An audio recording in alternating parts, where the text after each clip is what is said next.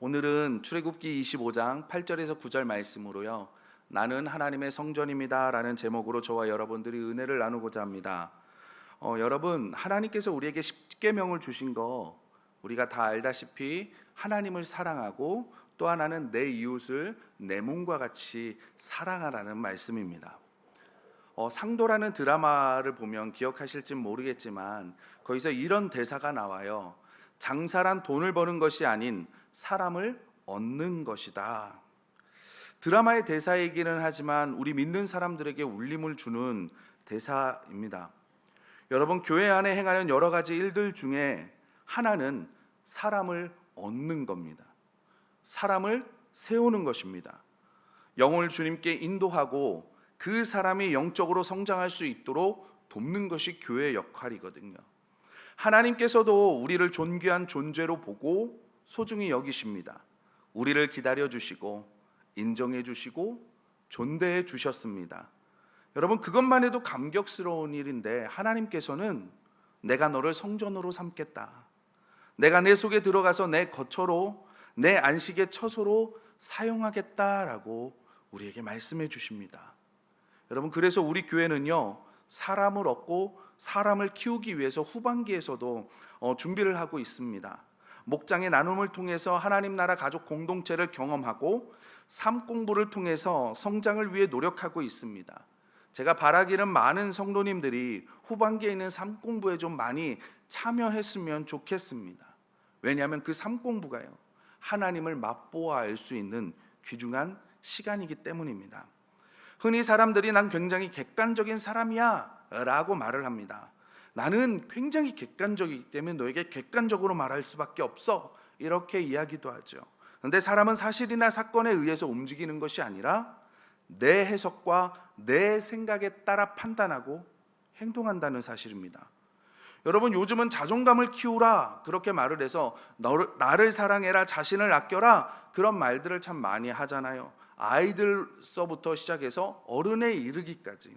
물론 이것도 중요하지만 우리 믿는 사람으로서는 또 하나는 뭐냐면 내가 남을 어떻게 생각하느냐, 이것도 굉장히 중요합니다.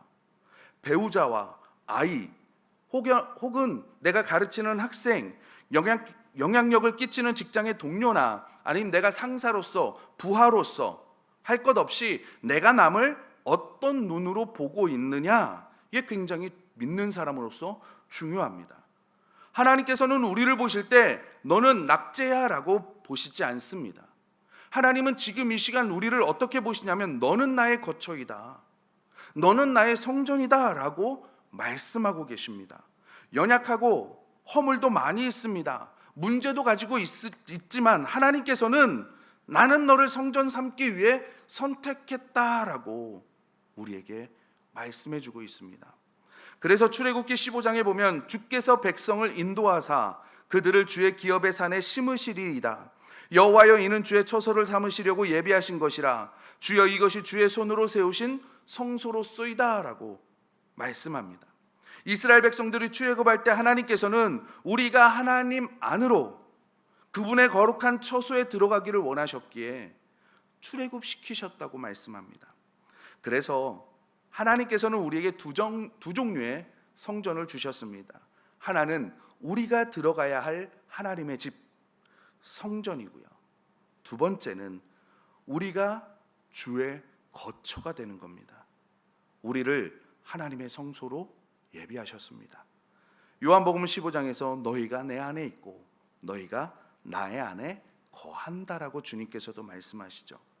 그리고 요한복음 14장에서는 예수님이 떠나신다고 말씀하시면서 내가 가서 너희를 위하여 처소를 예비하면 다시 와서 너희를 나 있는 곳에 영접하겠다고 주님이 말씀하십니다. 우리가 영원히 거할 처소는 아버지 안에 있습니다. 지금 하늘의 집이 만들어지고 있습니다. 그 대신 하나님의 집은 땅에 있는 우리 안에 있는 거예요. 내가 너희 안에 들어가서 살고 싶다.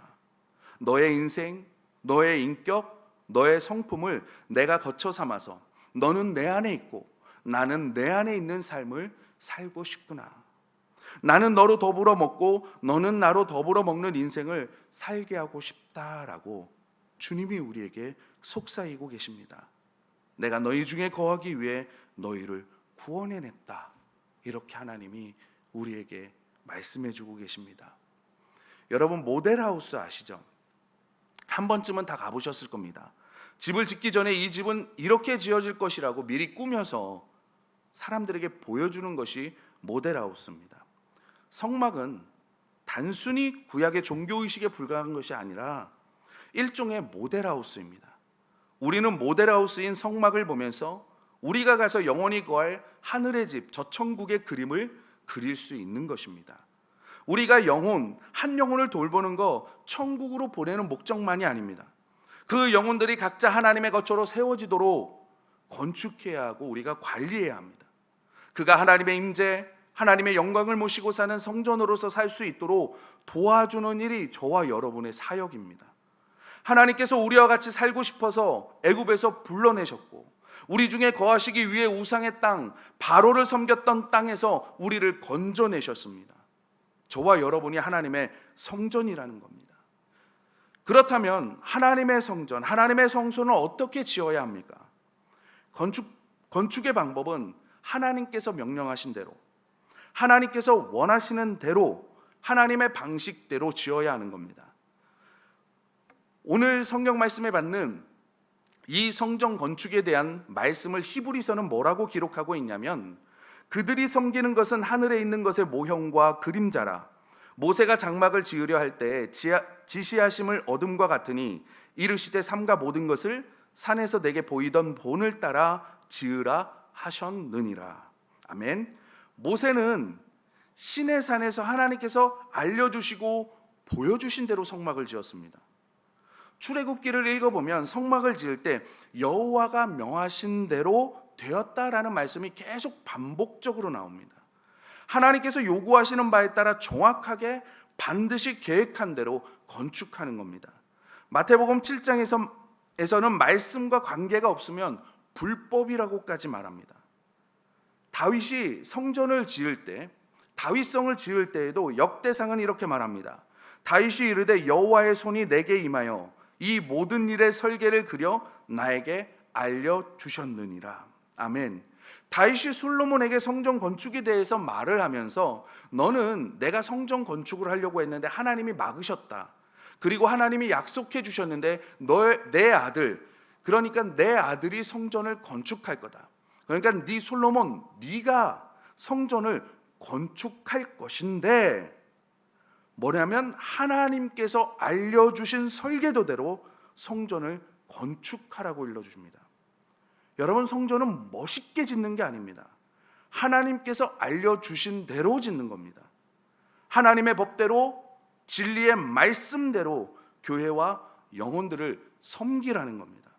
제멋대로 지었다가 불법이라고 사용 승낙도 받지 못한 등 그런 건물이 되지 않게 내가 산에서 내게 보인 모양대로 지으라고 하나님이 말씀하십니다. 여러분, 영도교회는 주님의 몸된 교회입니다. 예수님만이 주인이 되어주셨고 예수님만이 머리가 되십니다. 저는 확신합니다. 우리 영도교회가 주님이 말씀하신 대로 짓고 또한 말씀하신 대로 지어가고 있다고 저는 확신합니다. 누구의 명령대로 짓습니까? 하나님의 명령대로 우리가 짓는 겁니다. 그래서 저와 여러분들이 이 성전을 건축하며 그리고 우리가 섬기며 주의 일을 할 때 성경은 뭐라고 말하냐면 에베소서에서 기쁜 마음으로 섬기기를 죽게 하듯 하고 사람에게 하듯 하지 말라. 골로새서에서는 무슨 일을 하든지 마음을 다하여 죽게 하듯 하고 사람에게 하듯 하지 말라라고 말씀하십니다. 그것은 우리의 인격과 성품 속에서 하나님께서 요구하시는 성전을 건축하기 위함입니다. 교회가 부흥하고 선한 사역도 하고 많은 일도 감당해야 합니다. 우리가 선교도 많이 해야 되지만 하나님께서 요구하시는 조건들이 충족되지 않으면 헛수고입니다. 그래서 올해 삶 공부에 좀 더 집중하기 시작하는 것입니다.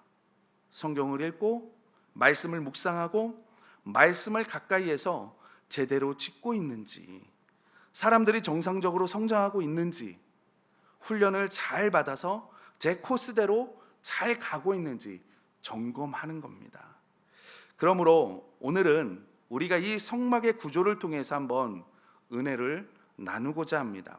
첫 번째로 이 성막의 그림을 한번 보여주시면, 성막 보이죠? 첫 번째가 양의 문입니다.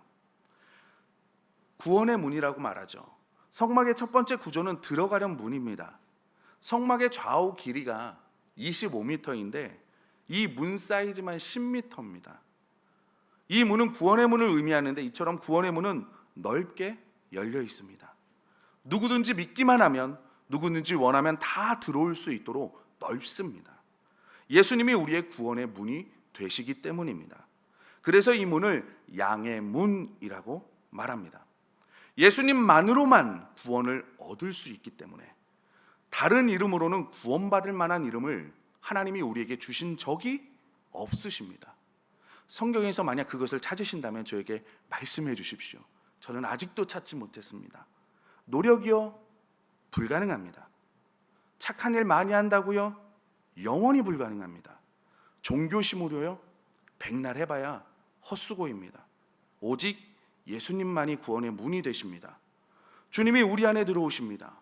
구원받는 원리는 간단하지만 구원받게 되면 하나님의 자녀가 되고 큰 보장을 받게 되는 겁니다. 여러분, 물건의 가치를 결정할 때 액면 가치와 의미상의 가치라는 말이 있습니다. 여러분, 인간의 액면적인 가치는요, 흑연, 칼슘, 마그네슘 이런 것들을 아무리 모아 팔아봐야 100만 원도 안 된다고 합니다. 그러나 하나님께서 창조하신 작품이기 때문에 천하보다 소중한 가치가 있습니다. 전에 담임 목사님께서 한번 설교하시면서 우리는 누구의 가치라고요? 예수님 짤이라는 말씀을 한번 설교 시간에 말씀하셨는데, 우리는 예수님만큼의 가치가 있는 존재라는 거예요. 하나님이 너는 내 것이라 구원받은 하나님의 백성들에게 하나님께서 도장을 꽉 찍어주셨습니다. 여러분, 유명한 그림, 유명한 도자기 같은 것을 보면요, 직인이라는 것을 찍습니다. 이 직인을 찍는 것과 찍지 않는 것은 값어치가 확연하게 달라집니다. 화가의 직인이 찍히면, 도제의 직인이 찍히면요, 천하를 주고도 바꿀 수 없는 존귀한 존재로 바뀌어지게 되는 겁니다. 하나님이 우리에게 그 예수 그리스도의 직인을 찍어주신 겁니다. 인간의 가치는 신체나 외양에 있지 않습니다. 이 땅에서 사는 동안에 학벌, 지위 얼마 정도는 써먹을 수 있지만요, 영혼 앞에 가면 아무것도 아닙니다. 아이들이 공부를 잘하면 좋습니다. 그러나 상대적으로 대하지 말고 성적 너머의 너는 존귀한 하나님의 자녀야 라는 눈으로 우리가 아이들을 바라봐야 됩니다. 남편이나 아내도 마찬가지입니다. 우리가 남편이나 아내도 너는 존귀한 하나님의 자녀, 당신은 존귀한 하나님의 자녀입니다 라는 눈으로 우리가 바라봐야 되는 겁니다. 교회 안에 있는 형제자매도 마찬가지입니다.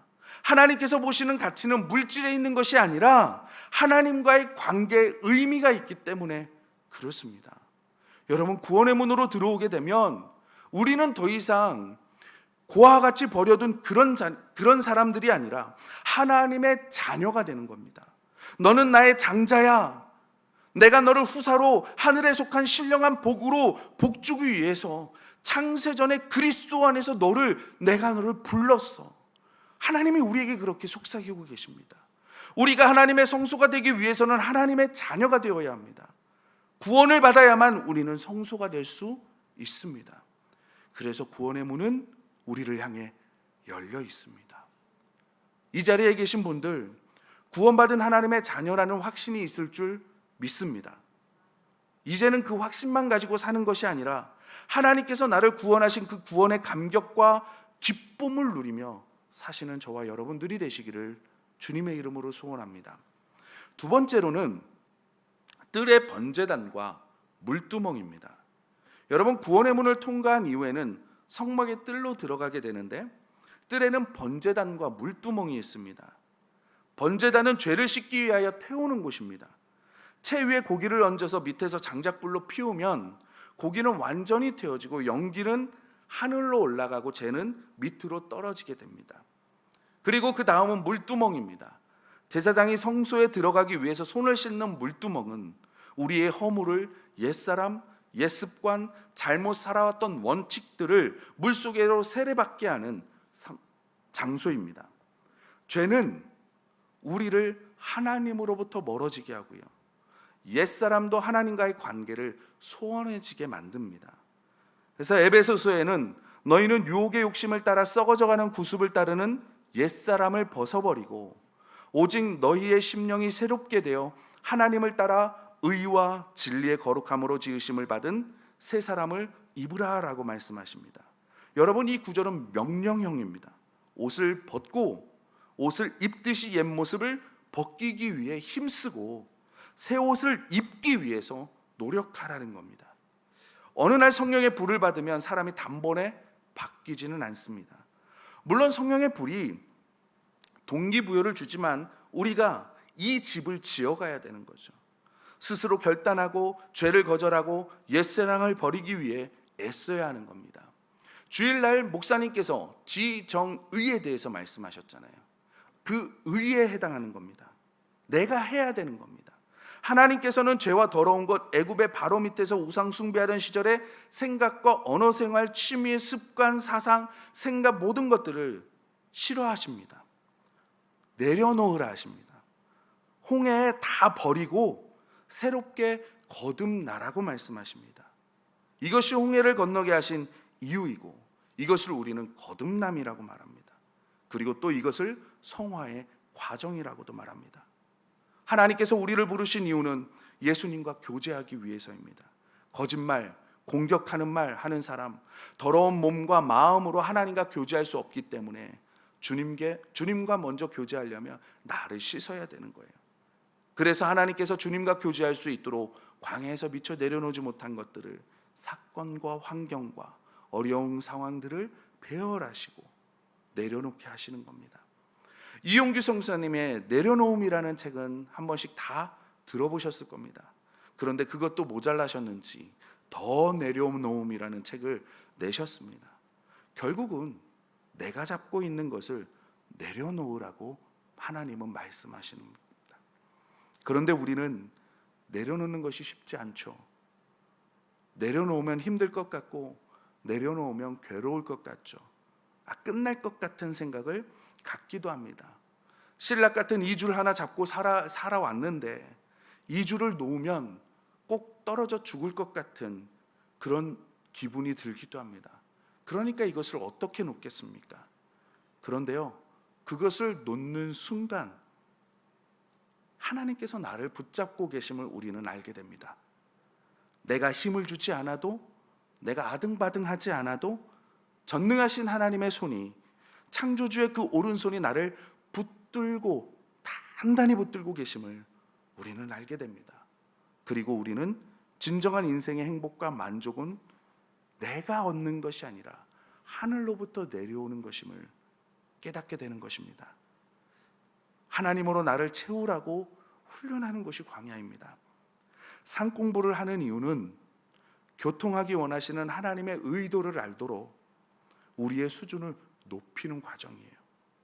하나님께서 같이 대화하고 교제하기 위해 우리의 수준을 높이는 방법으로 우리에게 삶 공부를 주셨습니다.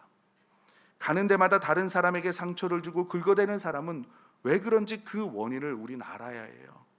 그 이유를 알아서 상처와 열등의식, 비교의식을 버리고 우리가 과거에 얽매여서 과거를 계속 파먹는 그런 사람들이 아니라 하나님이 열어주신 그 길을 바라보며 우리가 행복한 삶을 살아야 되지 않겠습니까? 주님은 옛사람으로 출발한 우리에게 바꾸라고 말씀하셔요. 그리스도 안에 있으면 새 사람이 된다고 말씀하십니다. 이전 것은 지나갔으니 보라, 새 것이 되었도다. 새로운 인생을 살자라고 우리를 부르십니다. 말씀 안에서 성령으로 삶 공부와 목장을 통해서 목회자와 목자, 목녀의 도움을 받고 옛사람과 그 고통의 감정이나 상처들을 내려놓고 새로 건축을 하고 재개발을 하도록 하나님이 요청을 하십니다. 예수님의 모습으로 달라지고 변화되어 따뜻하게 삶을 누리라고 말씀하십니다. 주님과 동행하니 높은 산도 거친 들도 다 천국이구나, 하늘나라구나, 이런 감격의 고백도 하면서 우리가 이 삶은 고난만 있는 게 아니라 행복한 세상이구나, 산다는 것은 고생이 아니라 주님과 함께 그 황홀한 걸음을 걷는 것이구나 라며 우리가 하나님을 찬양하기를 원하십니다. 번제단과 물두멍은 옛사람과 죄를 씻는 것으로 지난 모든 과거를 정리합니다. 이제 우리는 성소로 들어갑니다. 성소는 제사장만 들어갈 수 있는 곳이지만 물두멍을 통과한 사람은 성소에 들어가게 되는 거예요. 저와 여러분은 번제단과 물두멍을 통과한 사람입니까? 나를 부인하지 않고는 성소에 들어갈 수 없습니다. 나를 내려놓지 않으면 우리는 성소의 것들을 누릴 수 없습니다. 세 번째는 성소입니다. 뜰은 씻는 곳, 청소하는 것이라고 한다면 성소는 공급받는 곳입니다. 우리의 인격, 우리의 성품, 우리의 내면 세계를 바꾸는 곳입니다. 이 성소에는 세 가지가 있습니다. 떡상이 있고요, 금 등잔대가 있고요, 향단이 있습니다. 떡상은 하나님의 말씀의 공급을 예표합니다. 요한복음 6장 35절에 보면 예수께서 이르시되 나는 생명의 떡이니 내게 오는 자는 결코 줄이지 아니할 터이요 나를 믿는 자는 영원히 목마르지 아니하리라 라고 주님이 말씀하십니다. 하나님의 말씀을 의미합니다. 말씀은 능력이 있습니다.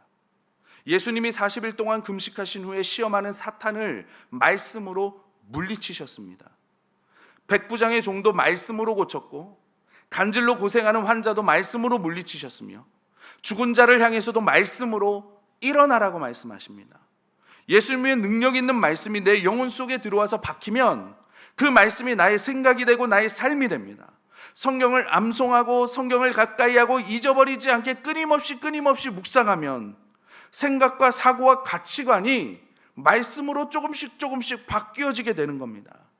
지금 확신의 삶을 한 지 6주가 됐고 이번 주에 이제 7주가 되어집니다. 그러면서 정말 놀라운 고백들이 나오는 게 뭐냐면 한 주 한 주 말씀, 확신의 삶, 말씀 경건 훈련을 하면 할수록 말씀의 그 풍요로움을 성도님들이 누리기 시작하신다는 겁니다. 그 말씀의 귀한 것들을 누리기 시작을 하는 겁니다. 그 말씀이 송이꿀보다 더 달달한 것을 누리기 시작하는 겁니다. 여러분, 나의 욕망과 본능에 의해서 보고 듣고 생각하던 것이 말씀을 끊임없이 가까이 하면 하나님의 생각으로 바뀌어지게 됩니다. 여러분, 내가 무엇을 공급받느냐, 무엇이 내 문화이며 양식이냐에 따라서요, 우리의 사상이요, 우리의 생각이요, 내 삶의 길이 확연하게 바뀌어지고 내 목표와 목적이 달라지게 되어 있습니다. 하나님의 말씀, 주님의 말씀을 내 사상으로 만들고 내 생각으로 바꾸고 자꾸 읽고 암송하는 방법밖에는 없습니다. 내 말이 살리는 언어가 되고 치유하는 언어가 되며 말 한마디라도 도움이 되는 의미 있는 말을 하고 누군가에게 격려가 되는 말을 하는 거 내 힘이 아닙니다. 내가 말씀을 가까이 하고 내 안에 말씀으로 가득 차게 되면 내 속에 성령이 역사하고 계시기 때문에 그 말씀이 나의 입술을 통해서 나아가는 것입니다. 우리의 말이 주님의 말씀이 되어야 합니다. 우리의 말씀이 능력인 것처럼 우리의 입을 통해 나오는 말도 그 큰 결과를 가져오게 되는 겁니다. 여러분, 오늘 수요일마다 오전에 중보기도회를 하는데 감사하는 것이 하나님께서 이렇게 중보기도회를 하다 보면 하나님께서 우리 영도교회 성도님들의 기도를 참 잘 들어주시는 것 같아요. 한 젊은 부부가 계십니다. 근데 이 젊은 부부가 태의 열매를 가지고 목적을 가지고 저희 기도 부탁을 하세요. 그래서 이 중보기도회 제목을 내놨습니다. 그리고 기도를 하는데요, 이번 주일날 들었습니다. 5주차가 되셨답니다. 이제는 기도가 바뀌었습니다. 산모와 태아의 건강을 위해서 안 놀라시는 것 같아요. 너무 그게 일상이시기 때문에 안 놀라시는 거죠. 그런데 한 권사님이 이런 말씀을 하셔요. 자기는 이 젊은 부부를 모른답니다. 모르는데 그래도 이제 기도 제목을 읽고 우리가 계속 기도해 왔으니까 그래서 만날 때마다 선포를 하셨답니다. 이분 만나면 얼굴은 아니까 기도하고 있으니까 걱정하지 마세요. 기도하니까 하나님께서 해주실 겁니다. 기도하니까 하나님께서 태의 문을 열어주실 겁니다. 웃으면서 그냥 가볍게 말씀을 하셨는데 저는 흘려들을 수가 없는 거예요. 기도하고 선포하셨잖아요. 여러분, 우리의 힘으로 하는 것이 아닙니다. 우리의 지식으로 감정으로 하는 것이 아닙니다. 성령을 받고 성경 말씀으로 훈련받으면 우리의 언어가 달라집니다. 살리는 언어의 말을 하고요, 진리로 사람을 보게 되고요, 하나님의 마음으로 사람을 대하게 되는 겁니다. 그렇게 되면 하나님의 말씀이 이루어지는 것처럼 우리 말에도 힘이 생기기 시작하는 겁니다. 주야로 말씀을 묵상하고 암송하면 그 말씀이 나의 생각이 되고요, 나의 사상이 되고, 나의 노래가 되고, 나의 찬양이 되고, 나의 기도가 됩니다. 언어가 바뀌고, 생각이 바뀌고, 미래에 대한 기대가 바뀌고, 하나님의 언어가 우리의 삶의 모든 것들을, 내가 깨닫지 못하는 순간 모든 것들을 바뀌고 형성하게 되는 겁니다. 그리고 금등잔대가 있습니다. 금등잔대는 성령의 조명을 말합니다. 성령이 오시면 우리의 어두운 부분을 다 조명해 주십니다. 죄에 대하여, 심판에 대하여, 의에 대하여 우리를 책망하십니다. 요한복음 16장에 보면 그러하나 내가 너희에게 실상을 말하노니 내가 떠나가는 것이 너희에게 유익이라. 내가 떠나가지 아니하면 보혜사가 너희에게로 오시지 아니할 것이요 가면 내가 그를 너희에게로 보내리니 그가 와서 죄에 대하여, 의에 대하여, 심판에 대하여 세상을 책망하시리라. 주님이 말씀하셨습니다. 민수기의 각 지파의 대표인 12명의 정탐꾼 중에서 2명만 성공하고 10명은 실패했습니다. 대다수의 사람들이 실패한 10명을 추종하다가 함께 망하였습니다. 신약에서도 12명의 제자가 나옵니다. 12명 가운데 가룟 유다 한 사람만 실패하고 11명이 성공했습니다. 성공하는 사람이 되려면 성령의 조명을 받아야 합니다. 성령이 계속 나를 불편하게 만들고 양심의 가책을 느끼게 할 것입니다. 이렇게 살면 안 돼. 너 이거 잘못됐잖아. 말씀과 어긋나잖아. 깨닫게 하시고 사람을 통해서도 잘못을 깨닫게 되면서 주님의 인도를 받는 것입니다. 또 말씀 가운데 선포되는 그 말씀 가운데 마음에 부딪히는 말씀, 나를 공격하는 게 아니라 성령의 조명이라는 겁니다. 그렇게 성령의 조명을 받으면 훈련도 받고 언어 생활도 바뀌고, 내가 사람을 잘못 대하고 있었구나.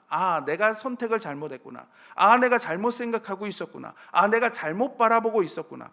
이렇게 하면 안 되는구나 라고 깨닫게 되어지는 겁니다. 그리고 향단이 있습니다.